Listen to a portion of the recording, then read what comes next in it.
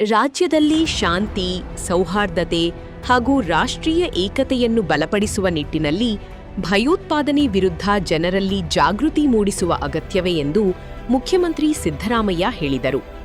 ಇಂದು ವಿಧಾನಸೌಧದ ಸಮ್ಮೇಳನ ಸಭಾಂಗಣದಲ್ಲಿ ಆಯೋಜಿಸಲಾಗಿದ್ದ ಭಯೋತ್ಪಾದನಾ ವಿರೋಧಿ ದಿನಾಚರಣೆ ಕಾರ್ಯಕ್ರಮದಲ್ಲಿ ಭಾಗವಹಿಸಿ ಮಾತನಾಡಿದ ಅವರು, ಭಯೋತ್ಪಾದನೆ ಮಾನವ ಸಮಾಜಕ್ಕೆ ದೊಡ್ಡ ಬೆದರಿಕೆಯಾಗಿದ್ದು, ಅದನ್ನು ನಿರ್ಮೂಲನೆ ಮಾಡಲು ಪ್ರತಿಯೊಬ್ಬರೂ ಕೈಜೋಡಿಸಬೇಕು ಎಂದು ತಿಳಿಸಿದರು. ಕಾರ್ಯಕ್ರಮದ ಅಂಗವಾಗಿ ಮುಖ್ಯಮಂತ್ರಿ ಸಿದ್ದರಾಮಯ್ಯ ಅವರು ಅಧಿಕಾರಿಗಳು ಹಾಗೂ ಸಿಬ್ಬಂದಿಗೆ ಭಯೋತ್ಪಾದನಾ ವಿರೋಧಿ ದಿನದ ಪ್ರತಿಜ್ಞಾ ವಚನ ಬೋಧಿಸಿದರು.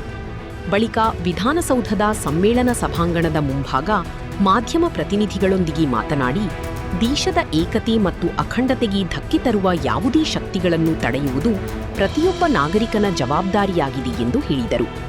ಈ ಸಂದರ್ಭದಲ್ಲಿ ಸಚಿವರು, ಹಿರಿಯ ಅಧಿಕಾರಿಗಳು ಹಾಗೂ ವಿವಿಧ ಇಲಾಖೆಗಳ ಸಿಬ್ಬಂದಿ ಉಪಸ್ಥಿತರಿದ್ದರು.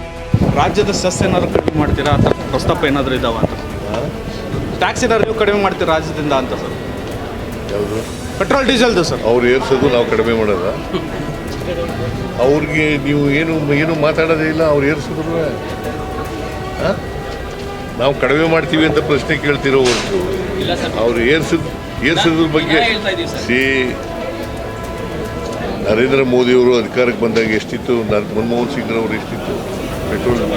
ಪೆಟ್ರೋಲ್ ಬೆಲೆ 48 ರೂಪಾಯಿ.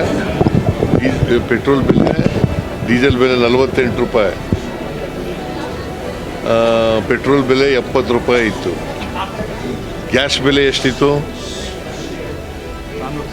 414. ಈಗ ಎಷ್ಟಾಗಿದೆ? ಮತ್ತೆ ಯಾರು ಮಾಡೋದು ಇದನ್ನು?